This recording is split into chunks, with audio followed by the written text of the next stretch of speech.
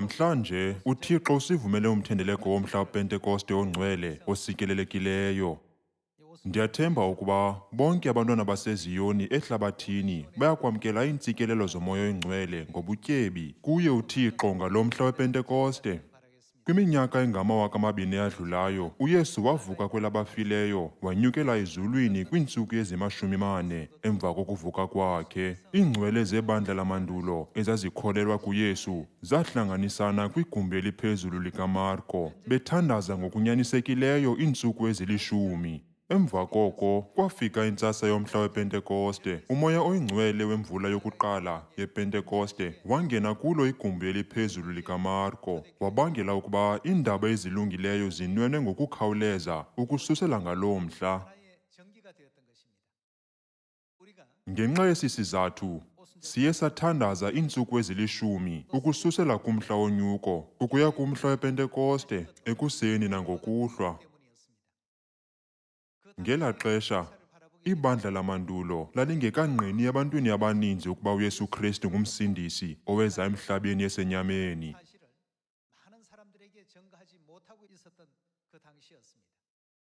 Kodwa, emva kokwamkela umoya oyingcwele wemvula yokuqala, iingcwele zabhengeza zisithi uYesu nguKristu nomsindisi.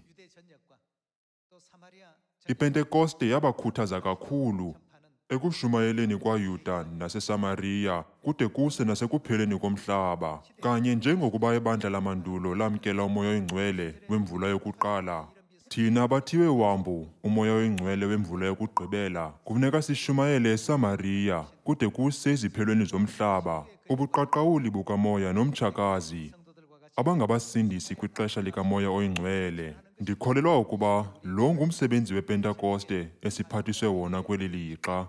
Umsebenzi omangalisayo weendaba ezilungileyo waqalisa ukwenzeka ukususela ngomhla wePentekoste. Abanye uThixo wabapha isipho selwimi, abanye isipho sokholo, abanye wabanika isipho sobulumko, ukanti abanye wabanika ulwazi. Wonke umntu wamkela izipho ezininzi zomoya oyingcwele. Kodwa ezi zipho bazamkelayo abazange bazisebenzise kwimicimbi yobomi babo. Izipho abazamkelayo kuThixo bazisebenzisela ukubhengeza ukuba uYesu nguMesiya oweza emhlabeni, yena ngumsindisi wethu.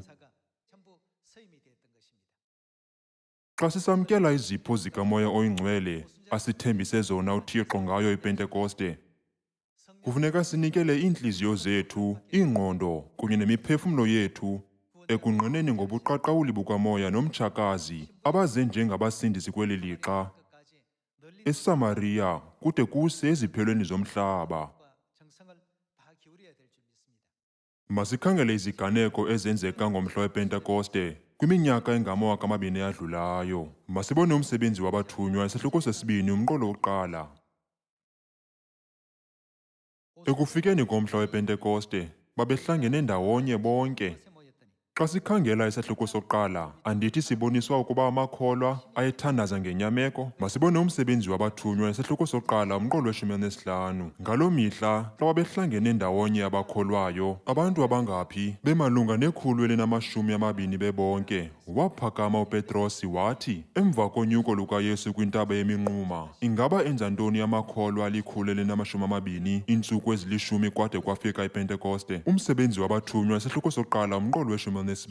Baza babuyela eJerusalem bevela entabeni ekuthiwa yeminquma, ekufuphi neJerusalem, umgama omalunga nekhilomitha enye. Bakungena esixekweni, banyukela egumbini eliphezulu apho babehlala khona. YayinguPetrosi noYohane noYakobi noAndreya, uFilipu noTomasi, uBhartolomeyu noMatewu, uYakobi unyana ka-Alifeyu noSimoni itshantliziyo. Bonke aba babezingisa ukuthandaza ngamxhelomnye. Kukho namanina, ekho noMariya unina kaYesu nabantwakwabo Yesu. Xa sikhangela umsebenzi wabathunywa isahluko sesibini, umqolo wokuqala, emva kokunyuka kukaYesu, bathandaza ngenyameko iintsuku ezili-10 kwade kwafika umhla wePentekoste. Ekufikeni komhla wePentekoste, babehlangene ndawonye bonke, ngesaquphe beva isandi esingathi kukuza komoya omkhulu, uvuthuza isibhakabhaka engxakini. Sayizalisa indlu ababehleli kuyo isandi eso, kwabonakala amadangatye angathi zilwimi, laza lalelo idangatye lahlala kumntu ngamnye kubo. Bazaliswa ke bonke nguMoya Oyingcwele, baza bathetha ngalwimi zimbi, njengoko umoya wabaphayo.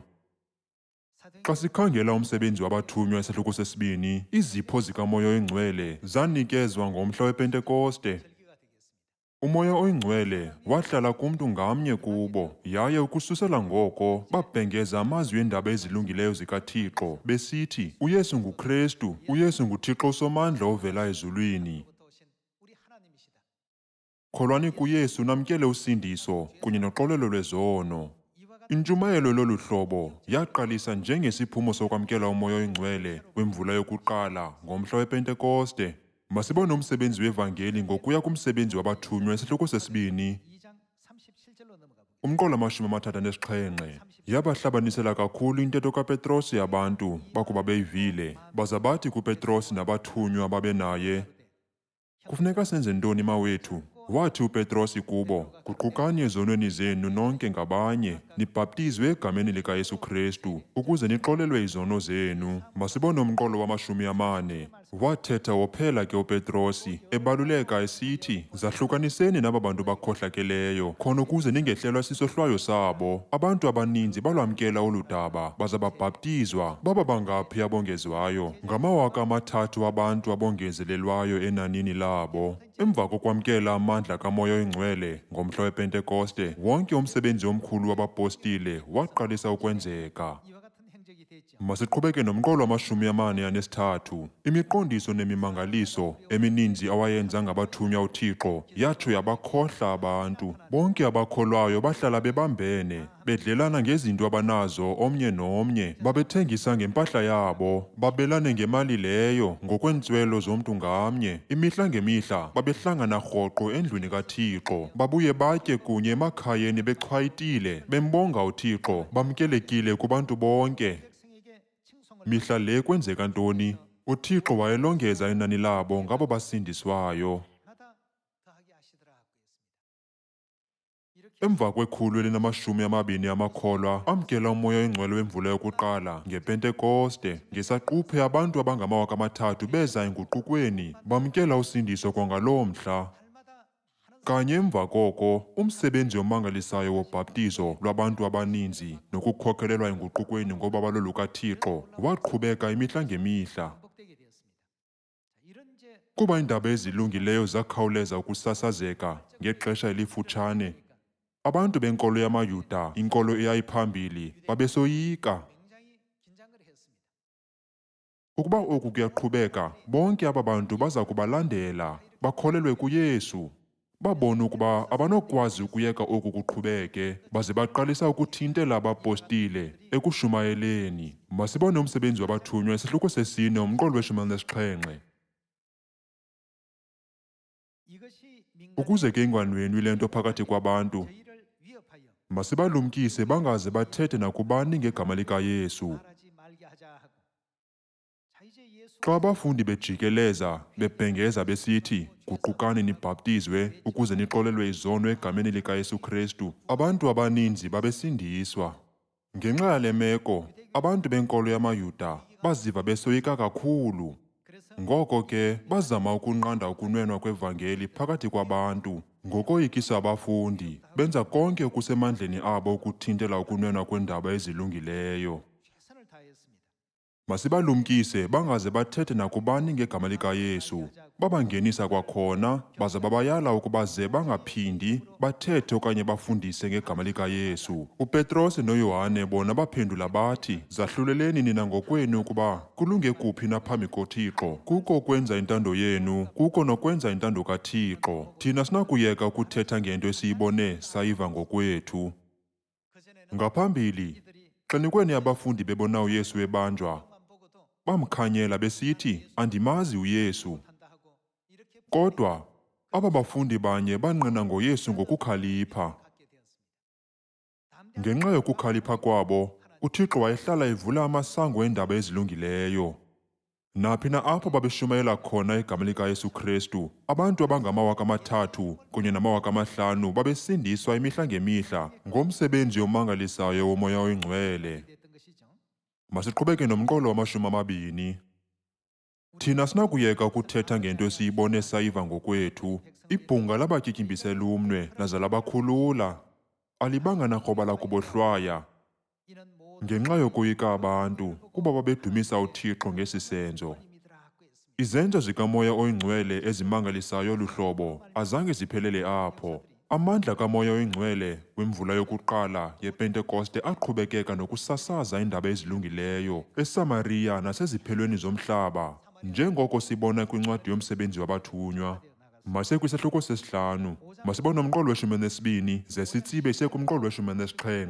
Abathunywa benza imiqondiso nemimangaliso emininzi ebantwini. Bonke abakholwayo babehlangana evarandeni kaSolomoni. Abangakholwayo babengazibandakanyi nabo, nakuba kwakuthethwa kakuhle ngabo. Kuyo yonke loo nto kwabakho ihlokondiba lamadoda namakhosikazi azinikezeleyo enkosini, laza longezeka inani labo. Baza abagulayo basiwa ezitalatweni, balaliswa ezibhedini nasemakhukwini, ukuze athi xa gqithayo Petrosi isithunzi sakhe siwe phezu kwabanye. Izihlwele zabantu zazisiza zivela kwiidolophu ezimelene neJerusalem, zizisa abagulayo nabo baneendimoni baze baphile bonke. Umqolo we-17. Umbingeleli omkhulu nabalingane bakhe, abo beqela labaSadusi, babezele yintoni? Babamonela abathunywa.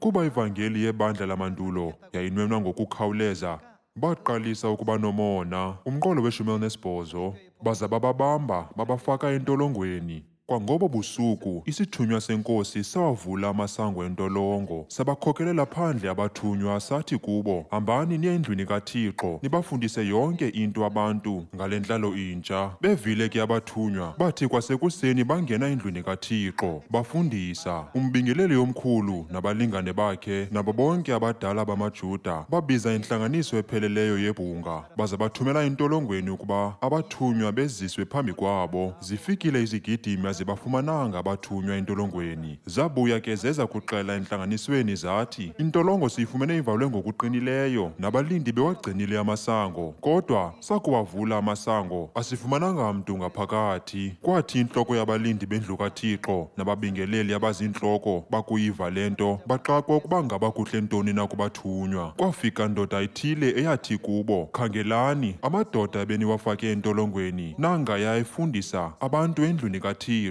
Yasuka ke intloko yabalindi yahamba nabaphantsi kwayo, babaphuthuma abathunywa. Babaphatha kakuhle abathunywa kuba besoyika hleze baxalutywe ngamatye ngabantu. Babazisa phambi kwebhunga abathunywa, waza umbingeleli omkhulu wabamangalela esithi, saninika imiyalelo engqongqo yokuba ningaphindi nifundise egameni lale ndoda, kodwa khanikhangele into eniyenzileyo. Imfundiso yenu niyisarhaze kule Jerusalem iphela. Ngoku ndifuna ukuxhoma ukufa kwayo phezu kwethu. OoPetrosi baphendula bathi, asinakwenza nto yimbi, sifanele ukuthobela uThixo endaweni yabantu. uThixo obawo wethu wamvusa uYesu ekufeni, ekubeni nina nambulalayo ngokumxhoma emnqamlezweni. uThixo wamisela ewongeni, wayinkokheli nomsindisi wokunika amaSirayeli ithuba lokuguquka, aze yaxolelwe izono zawo. Thina nomoya oyingcwele osisipho sikaThixo kwabo bamthobelayo singamanqina azo ezi zinto. Akuweva la mazwi amalungu ebhunga avutha ngumsindo, kangangokuba afuna ukuba babulawe abathunywa.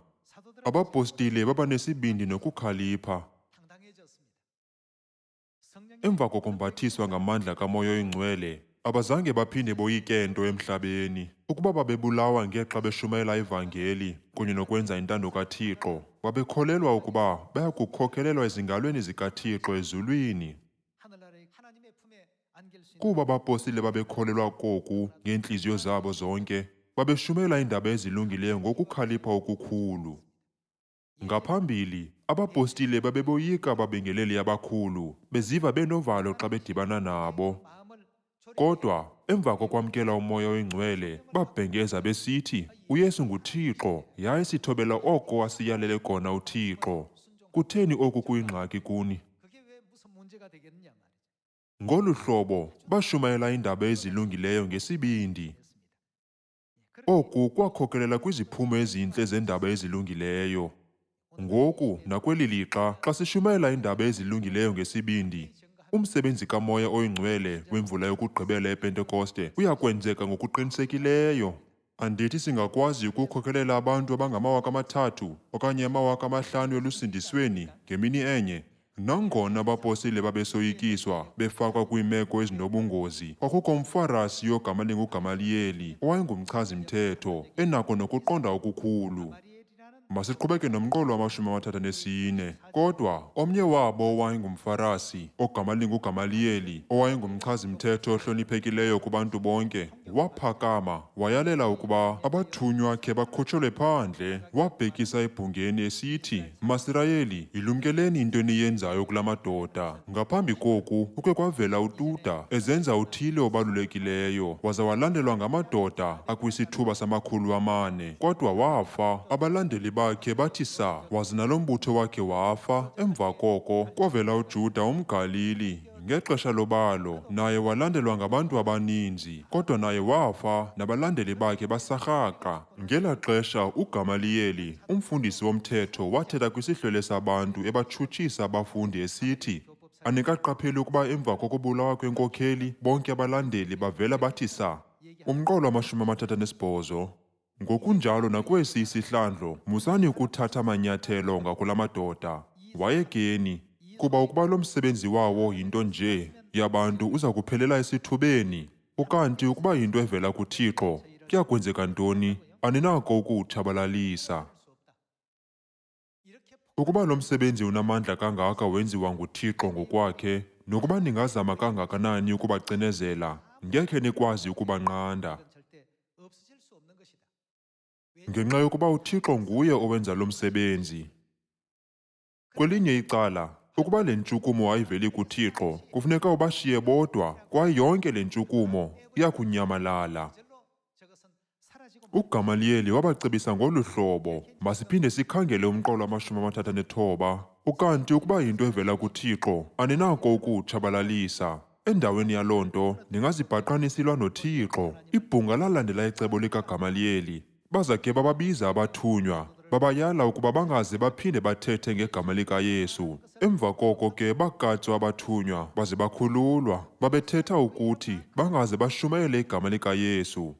Nakweli xesha, xa singqina ngesibindi ngalo igama elitsha, uKristu unsung Hong, nozuku lukamama wethu wasezulwini, eSamariya kude kuse nasekupheleni komhlaba, uThixo uza kunika bonke abantwana baseZiyoni uzuko olukhulu endaweni yentshutshiso. Umqolo wama-41. Abathunywa balishiya ibhunga elo benemincili, kuba uThixo ebafumanise befanelekile ukuba bahlazeke ngenxa yegama likaYesu. Bazingisa ke imihla yonke endlwini kaThixo nasemakhayeni ukufundisa nokushumayela iindaba ezimnandi ezingoYesu onguKristu. Kumele sishumayele lo myalezo. Emva kokuba abafundi bamkele uMoya Oyingcwele ngePentekoste, owona mcimbi ubalulekileyo yayikukushumayela ukuba uYesu nguKristu. Umyalezo othi nabani na okholelwa kuYesu uya kusindiswa waqalisa ukusasazeka ukususela eJerusalem nasehlabathini lonke. Kuba babephila kwixesha likanyana, babeshumayela kuye wonke umntu ngoxolelo lwezono nosindiso olwalunikezwa ngegama likaYesu. Kodwa thina siphila kwixesha likaMoya Oyingcwele. Kuba singabantu abaphila kwixesha likaMoya Oyingcwele, kumele sishumayele eSamariya kude kube sekupheleni komhlaba ukuba wonke ubani okholelwa kumoya nomtshakazi uyakwamkela uxolelo lwezono kunye nosindiso.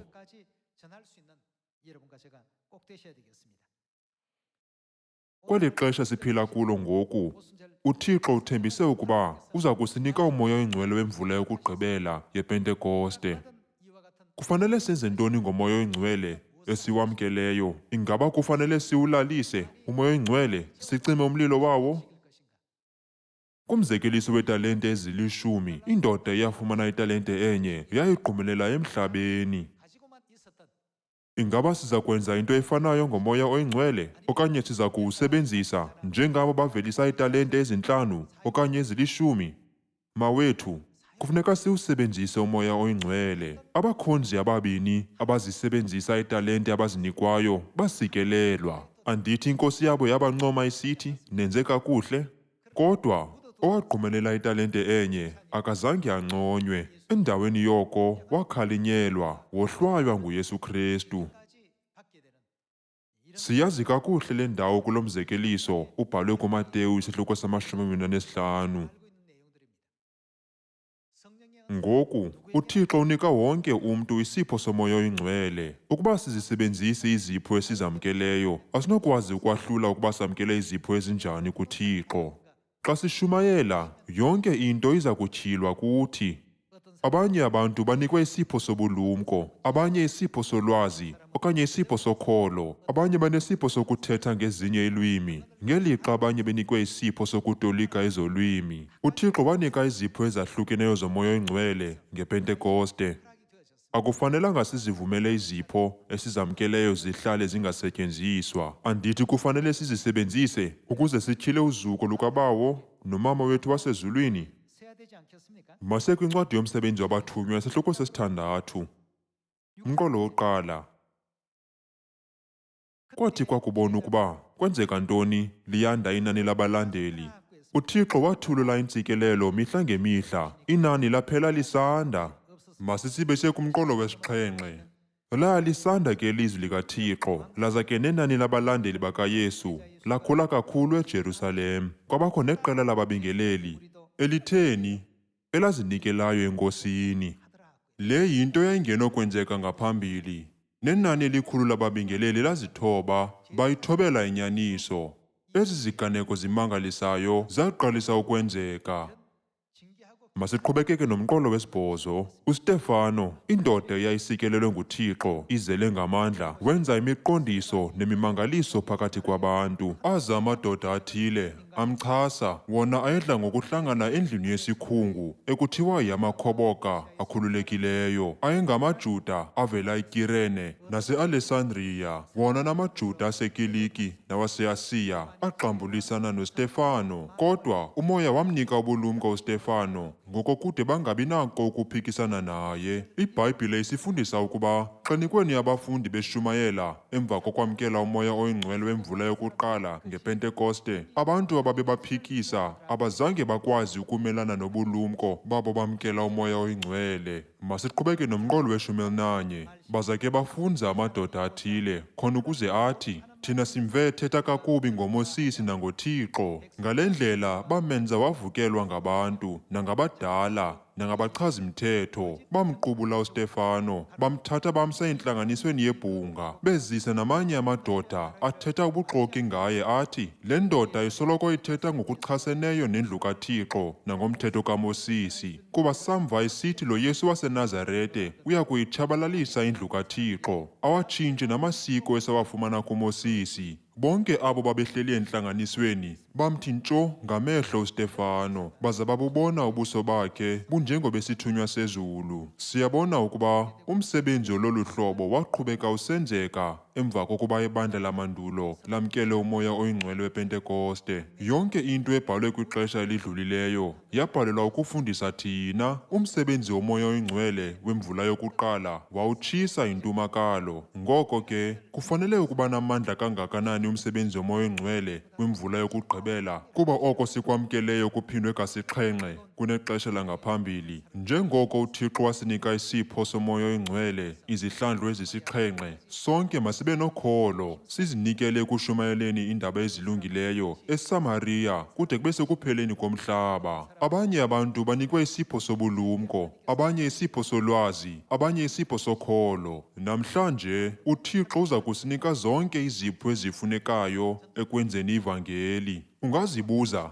ingaba namkele siphi isipho? Ukuba uqinisekanga, hamba uye kushumayela. Xa ushumayela, uThixo uza kwazisa ukuba wamkele siphi isipho. IBhayibhile yabhala ukuba abo babephikisana namazwi kaStefano abazange bakwazi ukumelana nobulumko bomoya oyingcwele. Nokuba zeziphi na izipho abazamkelayo, zonke zazisetyenziselwa ukungqina malunga nomsindisi welo lixa. UThixo usinika ngesisa umoya oyingcwele wemvula yamva. ukuze sikwazi ukushumayela ngo-Elohim, uThixo bawo noThixo mama, abaze ukuze basisindise kweli lixa. Namhlanje masingacimi umlilo kaMoya Oyingcwele. Endaweni yoko, masisebenzise uMoya Oyingcwele esiwunikwe nguThixo ukukhokelela lonke uluntu kubo bukumkani bamazulu. Ndithemba ukuba sonke siya kunqina ngozuko lukwabawo kunye nomama wasezulwini nozuko lweZiyoni eSamariya kude kuse ekupheleni komhlaba. Ngale ndawo ndingathanda ukuqukumbela intshumayelo yale nkonzo yakusasa. Enkosi kakhulu.